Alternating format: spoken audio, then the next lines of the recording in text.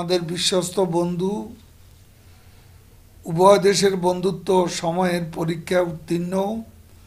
আমাদের সম্পর্ক ৭১-এ মহান মুক্তিযুদ্ধে রক্তের রাখি বন্ধনে আবদ্ধ। অতীতে যে কোনো সময়ের চেয়ে বর্তমানে দুই দেশের বন্ধুত্বপূর্ণ সম্পর্ক যে কোনো সময়ের চেয়ে উষ্ণ এবং ভবিষ্যৎমুখী। ভারত আমাদের বড় প্রতিবেশী। প্রতিবেশীর সাথে সম্পর্ক থাকলে পিপল টু পিপল কানেক্টিভিটি সুদৃঢ় হলে দুদেশের মধ্যকার অনেক অমীমাংসিত সমস্যা সহজ সমাধান সম্ভব হয়। তার প্রমাণ আমাদের যে enclave exchanges in a peaceful way, সীমান্ত সমস্যা ইমপ্লিমেন্টেশন, যেটা দীর্ঘদিনে প্রত্যাশিত আমাদের দাবি। জননন্দিত প্রধানমন্ত্রী নরেন্দ্র মোদী সরকার বিষয়টি শান্তিপূর্ণ সুরাহা করেছেন।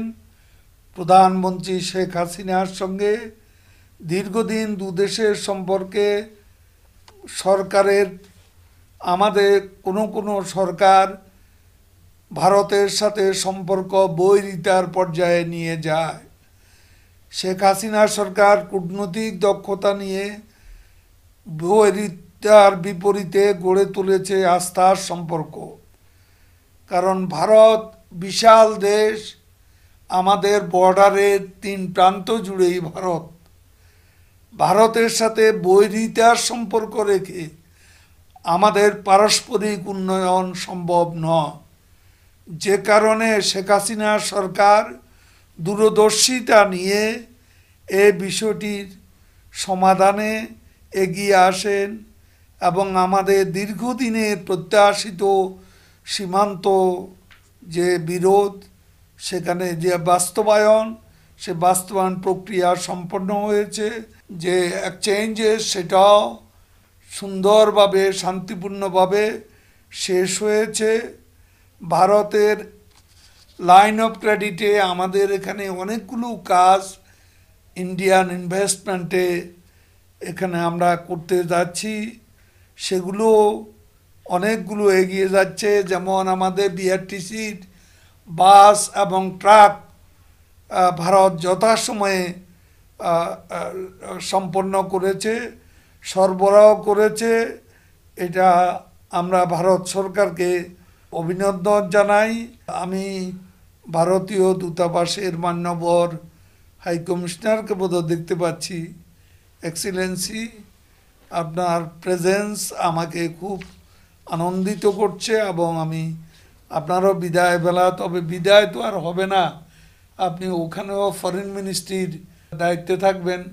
আশা করি আপনার দায়িত্বটা আমাদের এদিকে পড়বে, কাজে আমরা সম্পর্ক রাখতে পারবো এবং দেখা সাক্ষাৎও হবে। আপনি অনেক বাংলাদেশের জন্য বন্ধুত্ব সুলভ অনেক কাজ করেছেন এবং আপনার প্রত্যেকটা ব্যাপারে আমি দেখেছি আপনার যে আগ্রহ, এটা আমাকে মুগ্ধ করেছে এবং আপনি উভয় দেশের বন্ধুত্ব বিকাশে আপনার করণীয় দায়িত্ব আপনি যথাযথভাবে পালন করেছেন। এটা অত্যন্ত আনন্দের বিষয়। ইন্ডিয়ান লাইন অফ ক্রেডিট বা এলওসি 1-এর আওতায় সড়ক পরিবহন সেতু মন্ত্রণালয়ের আওতায় একটি প্রকল্প ছিল, যা ইতিমধ্যে বাস্তবায়িত হয়েছে। প্রকল্পের আওতায় বিআরটিসির জন্য 428টি double decker, single decker AC bus, articulated bus প্রথম এলওসিতে সংগ্রহ করা হয়। এলওসি 2-এর আওতায় সড়ক পরিবহন মহাসড়ক বিভাগের অধীনে 4টি প্রকল্প নেওয়া হয়। এর মধ্যে 2টির কাজ প্রকিউরমেন্ট শেষ হয়েছে, 2টি চলমান। ইতিমধ্যে গণপরিবহনের সক্ষমতা বাড়াতে বিআরটিসির জন্য 600 double decker, single decker AC এবং নন এসি বাস সংগ্রহ করা হয়েছে। এসব বাস বর্তমানে বিআরটিসির বহরে যুক্ত হয়ে যাত্রী সেবা দিয়ে যাচ্ছে। বাংলাদেশের মানুষ খুব খুশি। এর পাশাপাশি বিআরটিসির জন্য 500 ট্রাকও সংগ্রহ করা হয়, সেটাও লাইন অফ ক্রেডিটের আওতায়। একটি প্রকল্পের আওতায় সড়ক ও জনপথ অধিদপ্তরের জন্য সড়ক মহাসড়ক নির্মাণ ও রক্ষণাবেক্ষণে যন্ত্রপাতি সরঞ্জাম সংগ্রহের কাজ এগিয়ে চলছে। তবে এক্ষেত্রে 25টি প্যাকেজের আওতায় যন্ত্রপাতি সংগ্রহ করা হচ্ছে। এছাড়া ভূমি অধিগ্রহণ ও ধীরগতি আছে। অ্যালাইনমেন্টের একটি অংশ শেষ প্রকল্পে থাকা বিএডিসি এবং কৃষি মন্ত্রণালয়ের সাথে সমন্বয় করতে হবে সচিব সাহেবকে। LOC 3-এর আওতায় কয়েকটি গুরুত্বপূর্ণ প্রকল্প আসছে। 135 কিলোমিটার দীর্ঘ বেনাপোল যশোর নড়াইল ভাটিয়াপাড়া ভাঙ্গা সড়ক 4 লেনে উন্নীতকরণ। এ প্রকল্প সময় মতো ভূমি অধিগ্রহণ একটা চ্যালেঞ্জিং কাজ।